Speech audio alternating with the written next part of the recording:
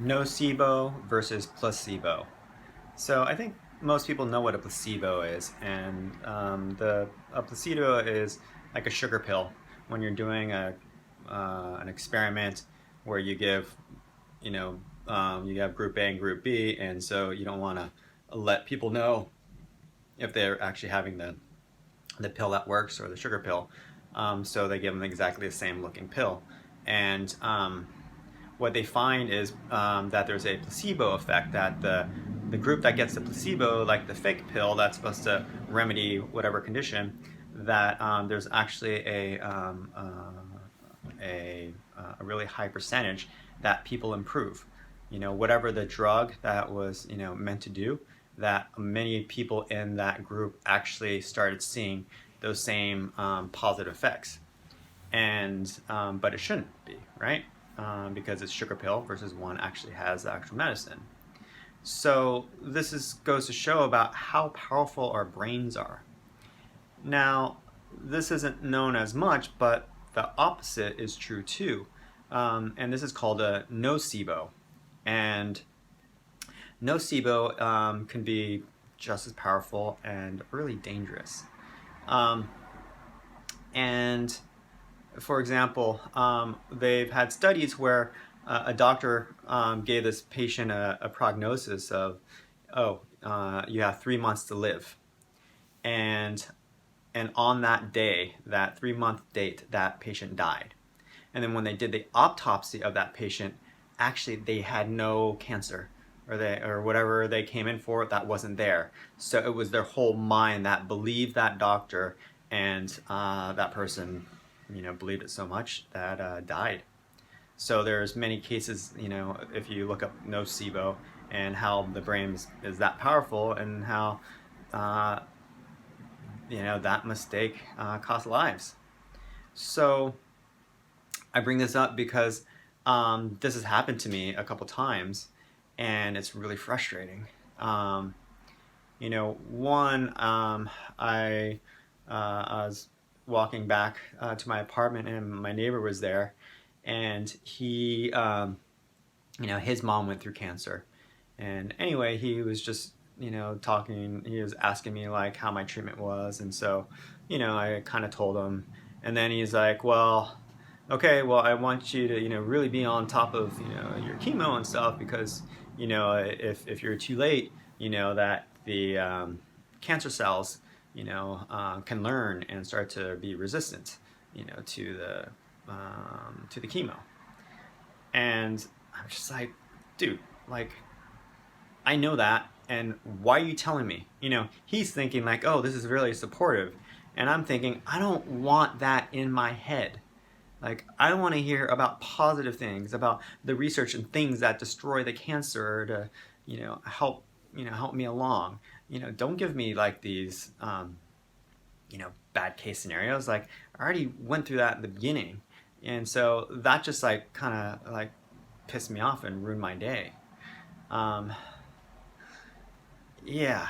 And so I think, probably because he felt awkward, didn't know what to say, didn't know, but things like that. Like, if you're talking to me, please don't bring up like what the odds are, or don't bring up people who have died of pancreatic cancer, unless if there's like a huge lesson that I can learn around how they dealt with pain. But or some of the risks and things like that. It's like, I've gotten that. I need to hear the more positive things, and the things that that are going to be helpful, not the things like worry about. And I think what was really bad is like one of my palliative care doctors. I mean, this was just I think a huge oversight. I was letting her know that like one of my cancer pains, like, it felt, it was like getting worse. And so anyway, she's just, I'm like, yeah, so you have any idea, like, why is that getting worse? And she's just like, oh yeah, you're probably tumors, getting bigger, and then blah blah blah blah blah. And so it's like, she didn't even think, and she just like randomly said, oh, that probably means your tumor's getting bigger. And that just kind of floored all of us. And so Jackie then was like, excuse me, but can we go back to that comment? And so then the doctor finally corrected herself, and she said, "Oh, I'm sorry. Yes, that's true.